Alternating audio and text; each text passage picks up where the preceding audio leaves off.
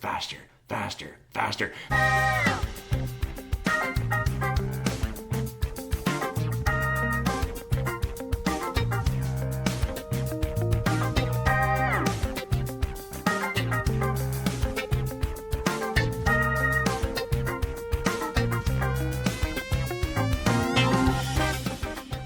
Matthew is taking a creative break for August. He has to rest that creative brain of his. Of course. Yeah, you must know that. You're an artist, right? Yeah, we took July off too, so that was nice. Okay, I'm jumping into this. So, welcome to the Two Older Pure Gold Movie Podcast, where Gen X and the younger generations revisit movies from the 70s, 80s, and 90s to see if they still hold up. In today's episode, we're discussing the 1981 horror movie Scanners. I'm your host, Olen Vanderleeden, representing Gen X, and our regular co-host, Matthew Stockton, is away on vacation, so I'm very excited to have Mr. Chris Foxall as my guest host today. And I think it's particularly appropriate that Chris joins us for this episode today, because when I was a kid, Chris was the first guy I knew that had a VCR, and Scanners, I did not see it in the theater. First time I saw it was at his house on the VCR. So it's one of the first videos we ever rented in history, so that's kind of cool. Non-adult films you've rented, you mean?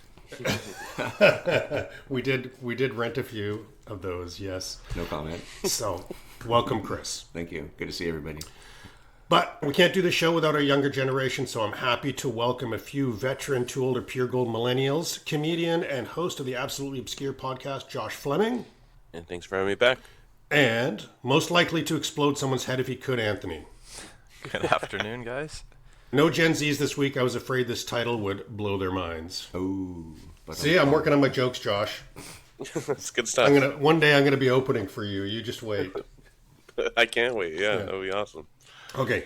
Scanners stars Michael Ironside, who before this film was a relatively unknown Canadian actor with mostly television and small roles. But his performance here changed everything. This launched his career as one of Hollywood's great screen villains, and he did Top Gun, Total Recall, Starship Troopers. You guys know him, right? Everybody knows him. The film was directed by David Cronenberg. It totally adds up when you see it. Before Scanners, Cronenberg had already built a reputation as Canadians' master of body horror, with films like Shivers, Rabid, The Brood, and Fast Company. But after Scanners, he went on to be one of the world's most acclaimed directors, going on to make movies like Videodrome, The Dead Zone, The Fly, and A History of Violence. All good films. The tagline from this movie poster is, it's so long, there are 4 billion people on Earth, 237 are scanners. They have the most terrifying powers ever created, and they are winning. IMDb describes the film as, a scientist trains a man with an advanced telepathic ability called scanning to stop a dangerous scanner with extraordinary psychic powers from waging war against non-scanners. Ooh, that's complicated. It's a long one. So this one, I'm telling you, I went in with a huge dose of nostalgia into this one, and I am dying to know what you guys think. I have no idea. I can usually guess where you guys are going to land on this, but now I want to hear. What did you think of this movie? Josh, you want to go first? I see a grin forming. Sure. This gave me a chance to finally watch a DVD that I own that has been on my shelf and I've been meaning to watch for a long time. Nice. I enjoyed it, but it was a little slower than I was expecting. I was kind of shocked. I mean, the only thing I really knew about it was the head exploding scene. So I was kind of shocked how early in the movie that happened. And I was shocked at how much of it is just people kind of trembling and and noises. Like the audio of this movie is great, I would say.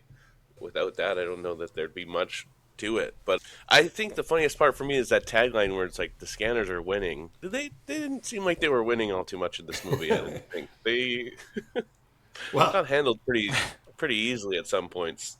Walk into a room with a shotgun and they're not going to be around very often, you know?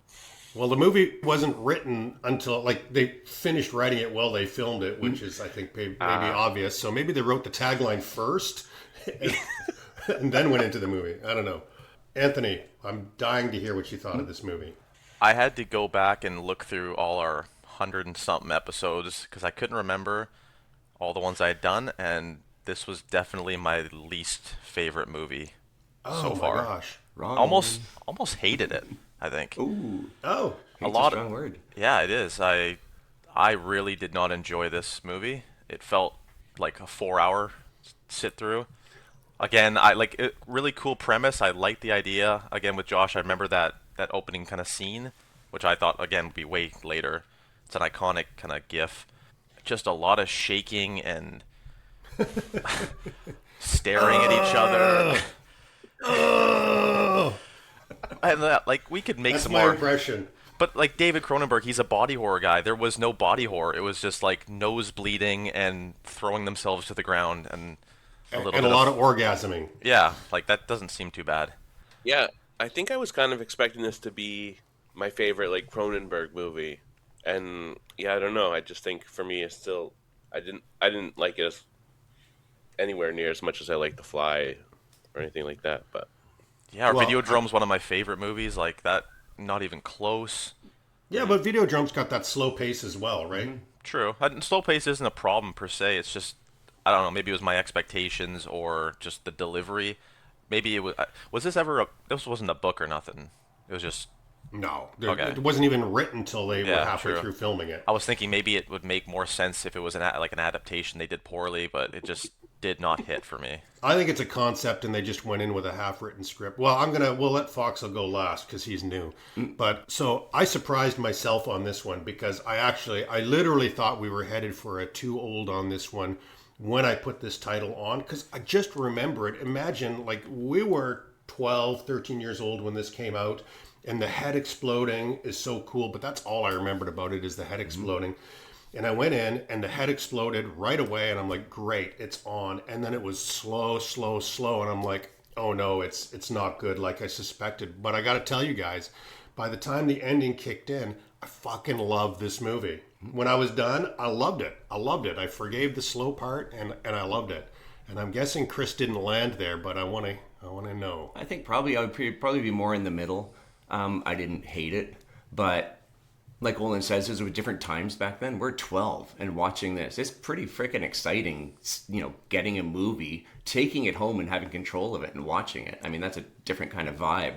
But what did I you think say this kind was of 81. 81, yeah. So we're Yep. 12. Olen and I were born in 69, so we're like 12 years old watching it in Gordon Head.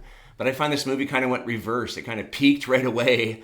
And it drew you. Oh, sorry. Both times I remember it draws you in right away. I mean, if you like that Cronenberg kind of vibe, the horror part kind of gets us, especially when we're 12. And even today, it kind of drew me in. But you're right. The head explodes, and then it kind of tapers off. And then where's this body horror part? And then, I mean, the face ripping at the end and like the veins pulsing or whatever was pretty cool.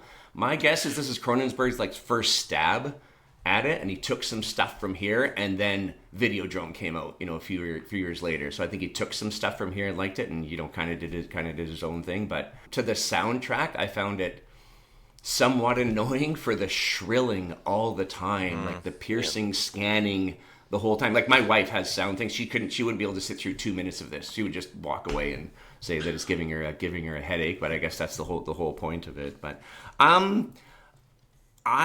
I genuinely liked it. I wish it had been written better. I found, like I say, peaks, it goes off, and then it kind of gets near the end, and the end is somewhat anticlimactic, I find. And then it just ends. Then the movie's over. It's one of those like, oh, okay, what's going to happen? And then, we have the transference of mind from one to the other, which was cool, but then the credits roll. So I know there's some movies that are cool like that, like end abruptly, and it's really neat. This one I felt like, oh, okay, kind of left me wanting more. I guess I was wrong on that, but I always thought Videodrome was one of his earlier ones. I didn't realize this was before. Yeah, this is Videodrome's- before Videodrome.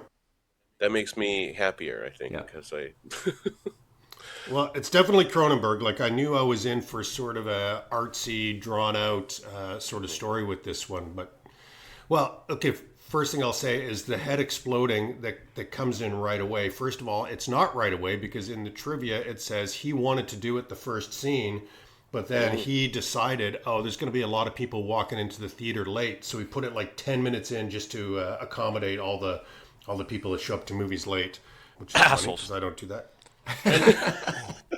I will say I did enjoy the first scene of those ladies being rude to him. in the Catty mall, old and then- ladies.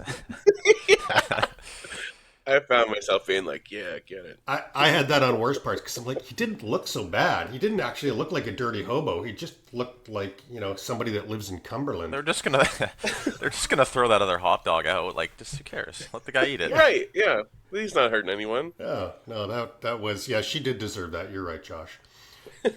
So on the head exploding, what I wanted to say is that's obviously your memorable thing, and he knew it because he put it in the movie early as an attention getter. Why not more head exploding? Mm-hmm.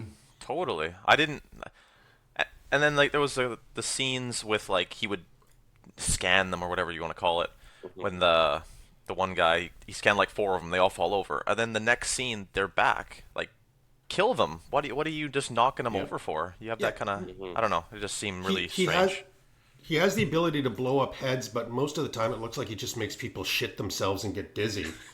It's a good power, but I didn't come for that.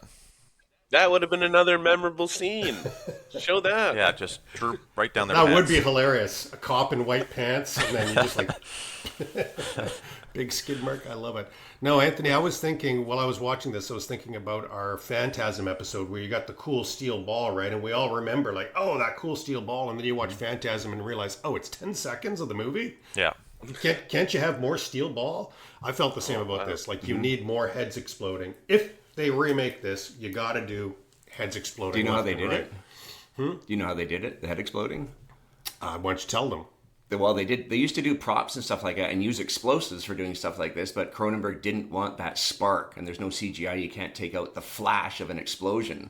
So they actually did a mock-up with real meat and blood and a double-barreled shotgun from behind. And they say all the staff had to duck in behind stuff while they were doing it. That's cool. But that's why it doesn't have like it doesn't look like a typical explosion, you see on most movies of that era. So that was Yeah, and it's such a good scene too. Like, they did a really good job with that, and they could have done. They should a lot have done better. way more. There was that, and then the end scene with the scanner standoff between the two of them. Those are the two cool body horror, if you want to call it, scenes. But beyond that, it was very little. Like, the scanning. I'm like, wow. I kept on saying that. The one, what's her name, Kim Obrist or whatever, is scanning somebody. I'm like, and then she leaves the room.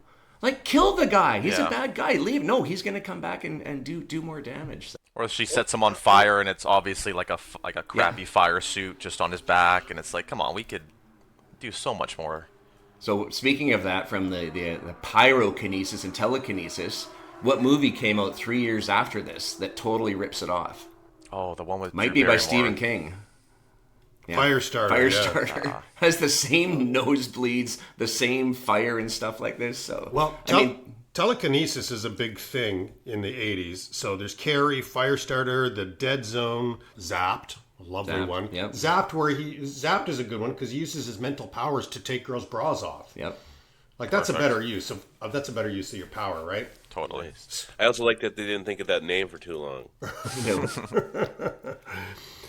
Okay, so then on the audio, you guys are all talking about the audio. I actually had it in best parts, like that sort of buzzsaw and electricity sound mixed when they're scanning.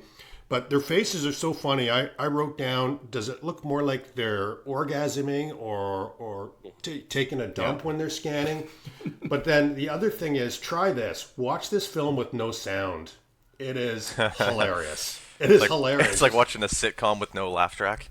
Yeah, exactly. This is just all face acting. And if you watch it without sound, all you're like is like just shaking faces. I'm a little disappointed, Olen. I thought for sure like we'd have a younger person on, like Nicole or someone. I would love to hear, because they're all like audio messed up with that stuff now. They spurging out. I would love to hear like all the voices and the shrill noises, how that would affect like the younger generation nowadays. They would be triggered. Yeah. I'll say also with the audio, I want to specify that I did like that stuff, the sound mixing and all that. What I didn't enjoy was there was no subtitle option. Oh, really? Because some of the dialogue on this thing was garbled as hell, I thought.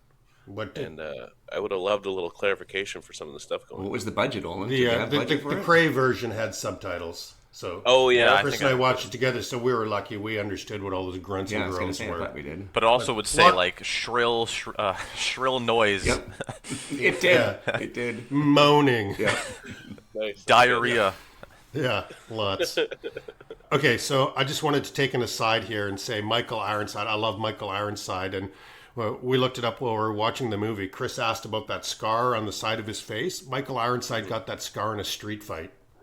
Awesome. Nice.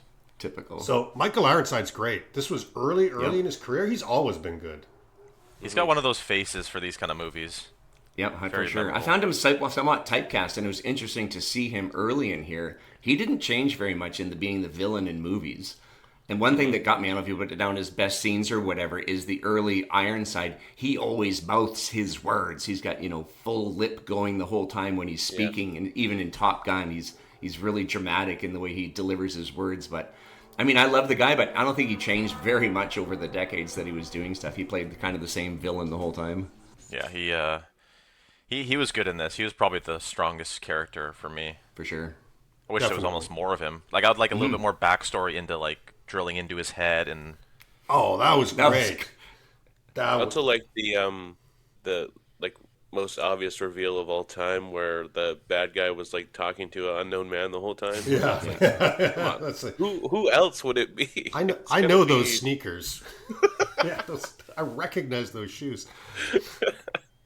So, first of all, I want to say it would be horrible to hear everybody's thoughts. I was putting my head in the position of that guy that could hear 50 people's thoughts, and I thought that would be horrible. Second of all, my thought went right to the idea of somebody being able to hear my thoughts, and I would be in such trouble. Such trouble. It would not be good. Trust me, you guys don't want to hear my thoughts. I think we can guess them. And then another scene I liked is when were they mind melding, where they all got together and were connected Yeah, to each yeah. other's mind. That was a some kind of kumbaya moment. looked like some weird group sex with I'd say, like, a mind orgy. Yep. Mind orgy, yeah. I liked with that scene. I liked that they you had the thing that showed how they felt the deaths of the other people that were connected at that moment. Oh, yeah. That was very interesting. There was really cool elements to this movie. We got to admit. Just a couple questions before we go into best parts. So, Anthony, would you rather take ephemeral or Ozempic? Definitely ephemeral. Okay. Chris, do you think Elon Musk is a scanner? Because I saw a lot of similarities between him and these people. He's on the spectrum, so he's probably on borderline being a scanner. Okay. And a last question, or last statement. One thing I was really disappointed in this is when he said we're going to the psychic gymnasium, I got excited. I thought it was going to be a really cool place. It was just an attic with an old man tied to a machine. A bunch of weights, and they're just moving them with their minds. I've never been more disappointed than entering the psychic gymnasium. I thought it was going to be cool, like some kind of ride. I don't know what I expected. I thought a roller coaster at least. Anyhow. Okay, I'm going to take us to best parts, and I'm going first because my mind was blown here. This is why, by the time I got to the end of the movie, I said I actually love this movie, and it's the ending, and just the way it escalated. We went from exploding computers, which was cool, then we go to a baby scanner, then we go to the brother reveal, which I didn't see coming, by the way. Then we go to the scanner battle, and then the twist ending. And I just thought, I'll love this. Like, Did you not see that coming? No. Really? You saw that Oh, coming? yeah. Well, sorry, I don't remember it from the first time we watched it, but on this one, I'm like, okay, because didn't they talk about it during the movie about going to another person's body or something? So Maybe. You know what I'm I like kinda with paying saw it. attention. Yeah. Titles. I mean, you guys must have at least liked the ending, right? I'm the complete opposite of you. I feel like they just threw everything at the board at the end, and just something will happen, like the brother reveal, and it just did not click with me at all. Just felt too much. Okay. Well, best parts then. Whether you liked the movie or not, what did you pick out as the things you really liked? I found one interesting thing that I got more out of it this time than watching it the first time is this is a transition movie from the 70s to the 80s. Like, we watch movies from the 70s and they're all, gritty and brown and orange kind of thing or whatever, and I call it analog.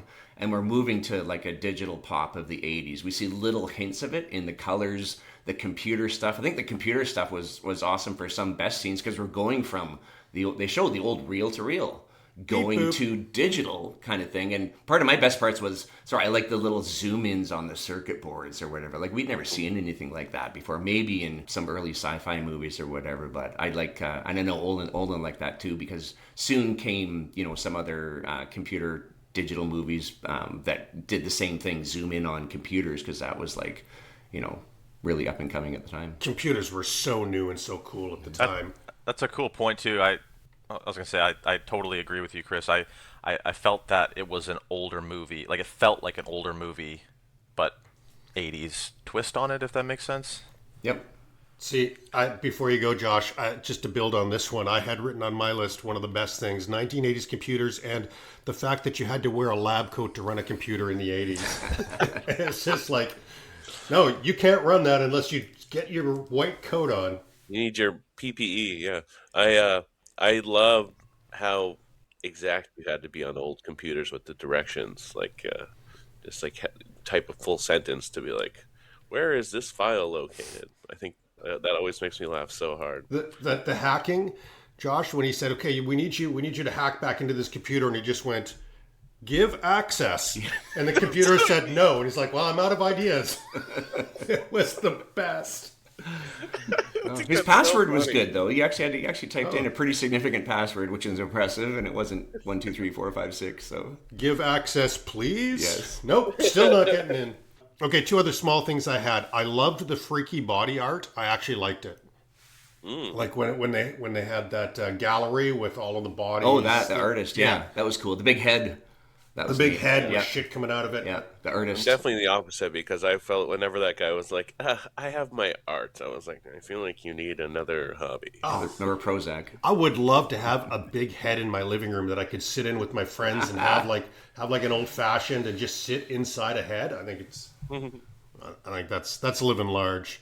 Other thing I had, it's a small one, but I loved the custom van that was built for shooting other cars. The van where you just flip up the sides. Oh, yes. Love that. Everybody needs one of those. That's better than an A-Team van. Oh, that's what it reminded me of right away. It was almost the same model. Okay. Anything else you want to hit on best parts? I really got a chuckle out of the one of the things I did like is how it just kind of like starts and it's like scanners are a thing. They like in this universe they exist. Don't really spend much time on it, but I love the cops are after the head exploding. And they have him in the car. They're like, well, if this guy's a scanner, they don't want him down there. It's like, if he exploded a man's head, he's definitely a scanner. I loved the end of that scene when Michael Ironside escapes. I really enjoyed the shot when he made the cop shoot the other two. And then the out of focus, he's behind him, makes him shoot him in the head. I thought that was a cool transition. Well shot. filmed, yeah. Yeah, really like that. I felt bad for that artist, how many times he got shot with shotguns. I thought he should have went down a little early. I think his life would have. I think they were using rock salt. Well, there's 3 of them, and didn't they miss on their first 10 shots? Those They're 4. in the perfect height. This guy's 10 feet away. I think they wanted to make his art explode, so they had shot the head and shot other stuff. It was crazy. Are they using bird shots, or why are they not taking this man down? Hilarious. And then the last thing I had, which I really also just made me chuckle, on the scene where they shot up the school bus with that van, and then it careens into that store. There's a lady, an extra, who just throws her bag of groceries in the air to dive out of the way. And I really got a chuckle out of that. I love watching extras in movies. I always like watching kind of the periphery. You know, Josh, from the martial arts movies, how much I love when you go deep in the catalog and see people just waving their arms. Hey, I wanted to say on the head explosion scene, the one thing I liked, another thing I liked about it is Revik's plausible deniability, right? Where they're like, you exploded his head. He's like, me? I didn't do anything. I didn't do anything. Come on. I did like that. Just lean into it and go with the guys. Some best parts, or best part for me, as anything with Michael Ironside, he was the strength of this movie, I thought. Agreed. Yep. He outacted everybody. Oh, everybody for in sure. this movie. 100%. I like the veins at the end. I think it's pretty cool. You can practically see the saran wrap over their arms, and somebody's pumping it full of something. But that was pretty revolutionary in the day when we were watching it, kind of thing. So I'm going to disagree with Olen on one thing, though. I thought the psychic gymnasium was pretty cool. Oh, you because they go up there and it's I know Olen expected a trapeze or something stupid, but I think it was it's an intimate one-on-one. And it's basically with Dr. Ruth is make his heart beat faster. And then he's faster, faster, faster. They should have done more with that. They should have made him turn into some kind of slimy, smoky, festering mess or something like that to show his powers. But they're like, okay, stop. So I found that a great scene, but also disappointing. I think they could have played that way more and way much more dramatic. So I think it was a good part and a bad part for me. I agree, but I think I was spoiled by Jim Cata. I just expect to palm a horse everywhere in every movie now. Okay, you guys want to transition to worst parts? Yeah. Let's do Okay. it. Why don't I lead it off? Being tied to a bed, and worse than that, being tied to a bed in white pants. That guy would have definitely had a few stains on there after being tied to that bed in 2 days. I want dark pants if you're going to tie me to a bed. Noted. Yeah. Couple for me. Well, I didn't like it. I'll try to be fair. I feel like the execution of their main points that was the downfall of the movie. The plot itself was not bad. It was just execution, I think. And the the good guy, Cameron Vale, I thought he was not a good actor. Nope. And he really brought the movie down. If you had another actor to the level of Ironside to kind of play off each other and, lift each other up, I think that would have made it a much more enjoyable. Except he had a wonky eye, which I think is kind of a good characteristic for a scanner. That is true. That's probably a sign. Yeah. Actually, I agree with you. His acting, the Cameron Vale character, it was kind of interesting in the beginning, but he is just monotone, deadpan the whole movie. And I'm like, was that what he was told to do, or is he just a bad actor and he's just saying that spew the whole time? Because he doesn't change. He's monotone the whole time. So, but worst scene too, the bed scene Olen says with the guy with the white pants or whatever. I think they could have done that way better. They have everybody coming in, and he's 100% freaked out right away. It should have been a little more drama and build up or whatever, right? Totally. Again, like the other scene with the gymnasium or whatever. I think great scene, but failed for me. Like it was just like way overacted right away. So it's he started at 10 and didn't have anywhere to go. Yeah. Which is a thing, but not wrong place, wrong time. He also did I thought it was just a bad, when he would do his scanner scenes, he was so over the top with his head throwing and Let's Cronenberg do a dramatic head throwback. Yeah. That was my best parts for sure. Face acting. Is this the best face acting of any movie you've ever seen? But Ironside was good because he's got those piercing kind of eyes and that face structure that he can make it really scary. But then the other guy was just It varied person to person, I think. Yeah. I like how you add this in, Anthony, while you're doing the double. He's going skiing. It's I will say I actually, and I know Anthony brought it up earlier, but I actually did enjoy the guys that randomly started on fire after the breaking up the Kumbaya circle. I thought that was kind of cool. Actually, I had that as part of the worst scene too. I mean, maybe they're in this trance, but somebody comes in with a shotgun and starts shooting people. There's a good 5 or 10 second delay before they figure it out. So I don't know if they're in the mind meld and they're all involved and then somebody figures it out. I mean, again, they could have done that a little bit better. But other worst scene I thought, or corny more than anything, was they show the dramatic behind the post and you can see somebody's legs and the FBI agent or whoever is talking to him and you're like, that's Ironside, it has to be, and he doesn't say anything for a bit. And it's I know they're trying to be dramatic and it's not going to be him, but it is every time. They do it twice in the movie and I'm like, oh my god, guys, just show him. It's not dramatic, not showing his legs behind the park bench. It was pretty corny. A lot of execution, I think. Yep. That's the fatal flaw of this movie. Like I say, I think this was his first stab at this kind of thing, and then, I think he got better in his I agree. You make this movie, if he makes this 10 years after or 5 years after, it's probably infinitely better. I think the one scene that kind of bothered me a little bit was when he was first trying to figure out the whole scanning process, and he scanned on that one guy, and then the girl was there and she started doing it to him and his nose started bleeding, but then he didn't go and follow up with it. He ran into her later, but I was like, wouldn't you have a lot of questions for this lady that clearly has the powers that you're wondering about? At the gallery, she spots him the first time. Again, they could have done that way better. They could have made that a little bit more dramatic. Okay, we'll let her go. If it had been me, I would be like, you know what, dating's hard as a scanner. I noticed that you're quite attractive and you can scan. Would you like to go have a mind meld and a drink? They never played. Actually, you're right. They didn't really play any sexual part of anything in the movie.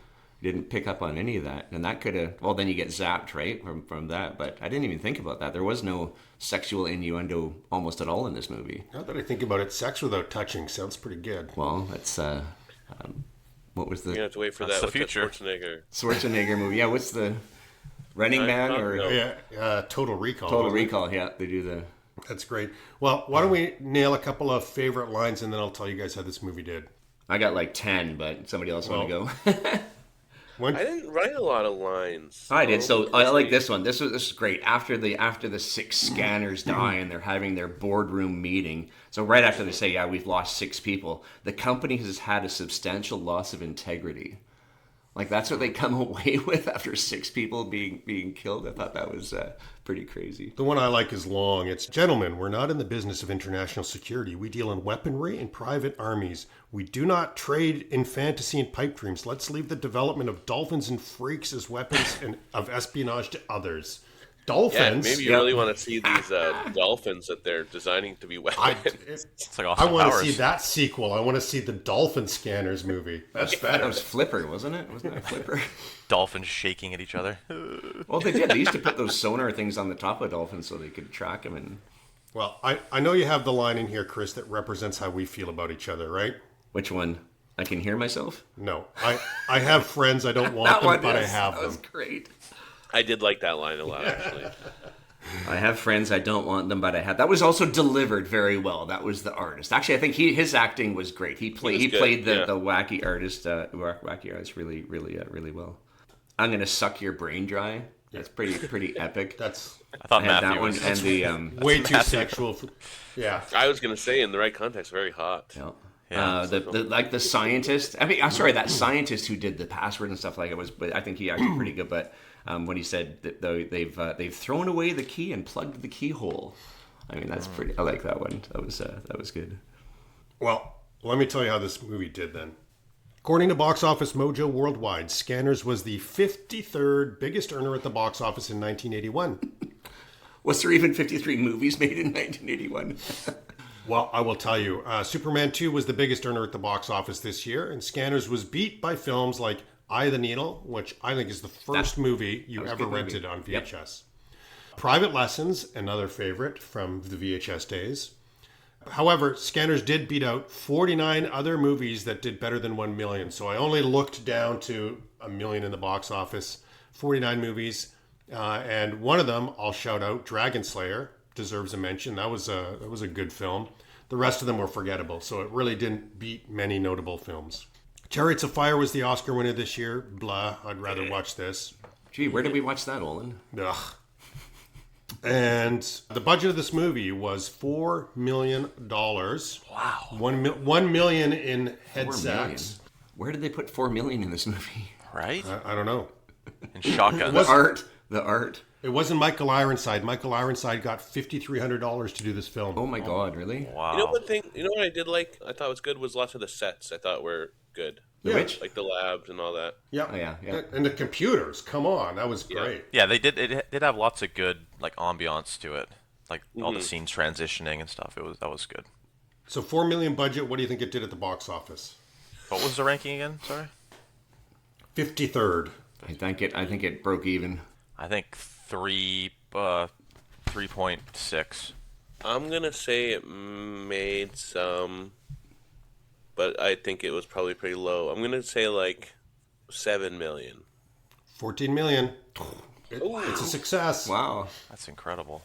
That's pretty good too. Almost No, 3 times. Probably allowed him to make other movies then. If that would have super failed, then yeah, he probably would have. I mean, again, we've said this before, but when you look at late 70s, early 80s movies, there were only so many movies to see. And if you wanted to go to a movie every Friday, you pretty much worked your way through all of them. That's a good point too, Chris. Cronenberg probably wouldn't have got the next couple jumps if this didn't do at least something. Yeah. That's what I was going with too. That he That's started it. making That's a some good stuff point. I after think he this. might have stopped right there. So let's guess Rotten Tomatoes. Did critics like it and did the audience like it? Ooh, This is contemporary. your first time playing this game. Yeah, I've heard about it, and you get a score after about how many points you're away. Low score wins. Out of 100, how many critics liked it and how many audience members? I think they're going to be really close. I'm gonna I'm going to throw a couple of Sammy Hagars at it, 255s. 55s. Yeah, I think it's in the middle. Or sorry, my guess is it's average at best. It's not a failure, but it's not obviously wasn't an epic box office smash. Okay, millennials, what do you think? I like that for audience score. I'll go with 60. Or sorry, for the critics score. I mean, I'm going to go with 60 for the critics. I think audience is going to be a little higher, so I'll say like 70. Okay, interesting. I think audience 48, critics 62. Okay, so the answer is, oh my gosh, this is so fun. So critics 69, audience 64. Wow. So 69.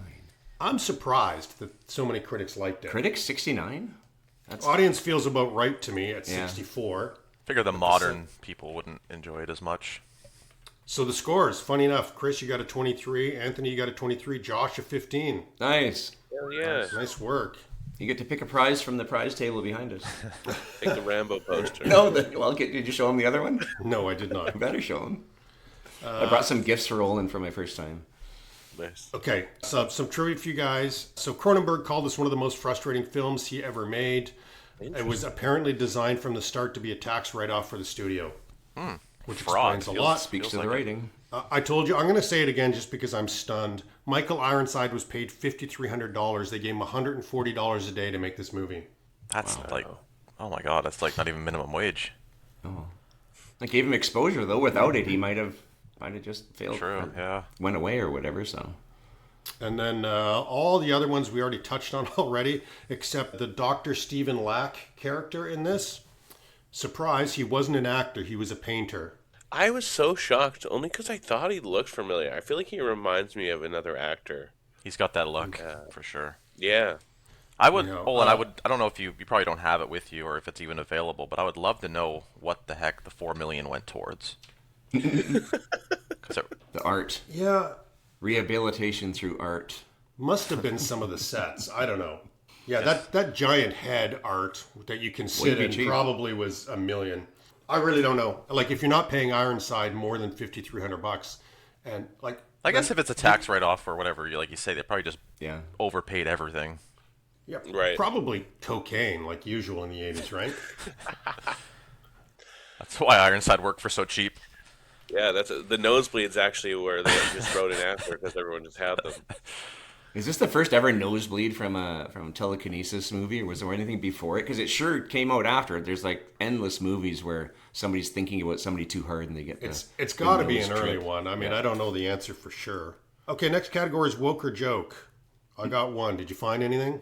Maybe the way that detective, I mean, I don't know what his job was, I guess, but beat that lady pretty good. Exactly. I had back of the backhanded hand, chicks.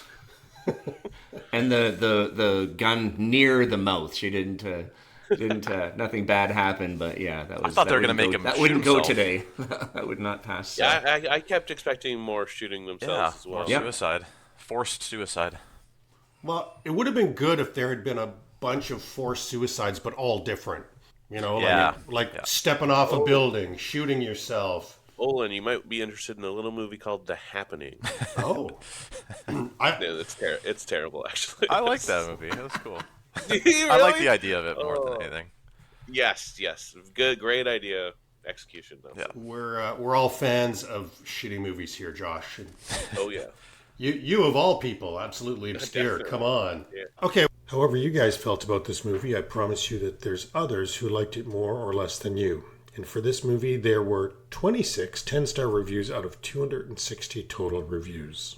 I got the reviews here. So out of the 10-star reviews, here's a couple of quotes that I got. First one, most intense staring contest ever.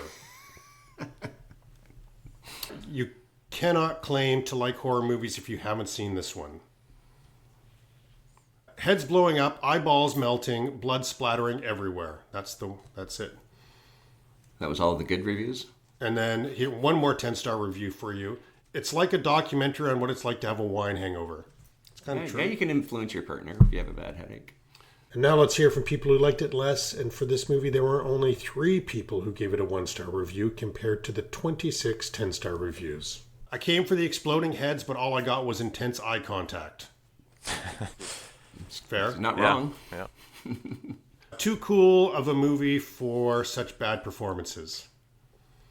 No, these Yeah, people are it's spot partly right, on. for sure. The main character can't act to save his life.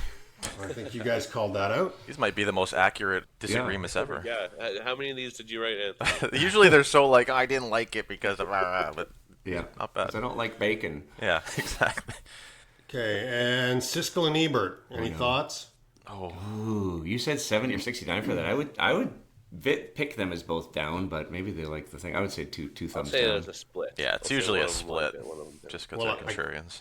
I can't tell you because this is before Siskel and Ebert at the movies. It was only reviewed by Roger Ebert, who admired the craftsmanship but thought that Scanners was emotionally cold. He loved the concept and the effects, but said he never cared who lived or died, making it technically impressive thriller that never reached its potential. That's actually Yep. good. I don't think I really was emotionally invested in any characters in this movie either.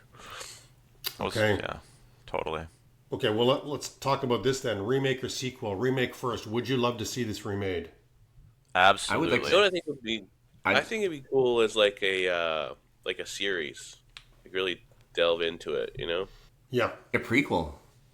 Yeah. What to the birth? Back to Dr. Ruth. He's an old guy. He was dealing with that company or whatever, Sinjan or Yeah. whatever kind of thing, and then the drilling the hole in the head. Like that, right there, there's a movie, right, with all the beginnings of Scanners kind of thing. I think would be. Because once it gets to be more than that, it's going to become apocalyptic. It's going to be they take over the earth and whatever, which has its own vein in it. But I think a prequel. I thought about that before would be interesting. Totally. Yeah, they remade this and they tweaked some things, cut out a lot of fluff, better actors, better special effects, and Yeah. deaths and whatever. Totally could be a smash horror movie. You brought up a good point though. I was not emotionally attached to anybody in this, like especially the main character. Like, did you really like that he won? Kim, we've won, or whatever the last line, and you're like, yeah. So I wanted Ironside to win, to be Yeah. honest, right? I mean, yeah, you're trapped in Michael Ironside's body. Did you really win? Revik. My name's Revik. If I could pick an interesting sequel to this movie, I really loved the concept of the baby scanner, like the little fetus scanning the guy. Can you imagine Scanner children? That would be such a fun film. Horrifying. Going around making adults walk Did off. you ever see Existence? He did that one. No. It's the one with the little organ that you had beside you that tapped into your brain. You didn't see that one? It's really weird. Cronenberg did it as well, but it deals with babies. Well, on sequels, obviously, if you have a budget of $4 million and make $14 million in 1981, they're going to make you crank the sequels out, right? Yep. So I'll just tell you. I didn't know that until I looked this up. I had no idea they had sequels to this. Well, they did Scanners 2 and Scanners 3, both in 1991. Too far Interesting away. choice. Scanners 2, just to give us a gauge. So this was a 64 audience, right? This movie. Scanners 2 is a 16. Ooh. Scanners 3 is a 16, so they're worse. That's impressive. And then in 1994, they cranked out another 2 sequels under the title of Scanner Cop and Scanner Cop 2. And that is a Rotten Tomatoes 24 and a Rotten Tomatoes 29. Nailed it. So they did 2 sequels in the same year twice. Yes. Wow, that's a bold choice. Has it ever happened before? Yeah. And Hey, gonna film them back to back. Easy. Easy. That's what I think they did. Budget. I had that comment. I bet they gang taped them. Like, I bet they just said, let's just film 4 hours of content and we'll figure out how to piece it into 2 films. Because they're all direct-to-video. None of those made it to the theater. So they're all direct-to-video. And it's a pretty low bar. I mean, direct-to-video, you can make money if you got a good cover. True. In these days. Back 'Cause when you go to went the Blockbuster store, and see a nice cover and you're like, all right, I'm doing this tonight. and I think if you liked Scanners, that you would pick up Scanners too. Again, we didn't have as much selection in those days as we do now. So if there was a sequel, you probably just saw it. That's funny because I do remember that, Olen, as when we were kids, we'd all go to the movie theater together, and you'd go one way, we'd go the other. Everyone picks a movie, and you go to the horror section. You're looking in the back, and this one looks really scary. Okay, I'll take this one. Yeah. And for the record, the cover for the movie poster for this is cool. I was just going to say that. I mean, I remember going with Olen to the video store. We didn't know about these movies. I mean, you maybe look them up in the paper or some of the magazines that came out, but you're right. You go to the new releases and you'd see, especially too, you were kind of shamed into it. There's 10 copies of something there. If they're all gone, I'm getting that next time.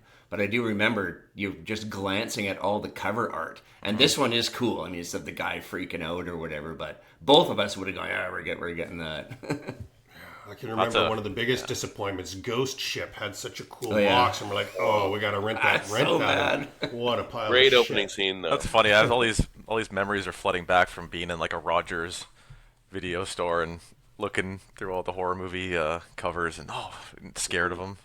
Well, we didn't talk about it, but we were Mr. Mike's, and Foxel here and me, we would get up in the morning, we would ride our bikes to Mr. Mike's, and we would get like 4 movies. 7-Eleven first. Did they sell videos before they became a steakhouse, or is this a different? Just different Mr. Mike's. Different Mr. Mike's. Yeah, it was steak, and videos. That'd be a great combo. Crazy Mike's. Oh, Crazy Mike's. Mr. I'm like, why am I not thinking? Yeah, you're right. Okay. Crazy Mike's. It was just a guy, and he knew us. He'd just give us. We were talking about it yesterday. He would just give us videos sometimes. Hey, as long as you have this back in 2 hours, just take it home, watch it, and then get back here. Living up to the name of Crazy Mike. Yeah, he was crazy. He was good. We were in the store so often. He was super nice to us.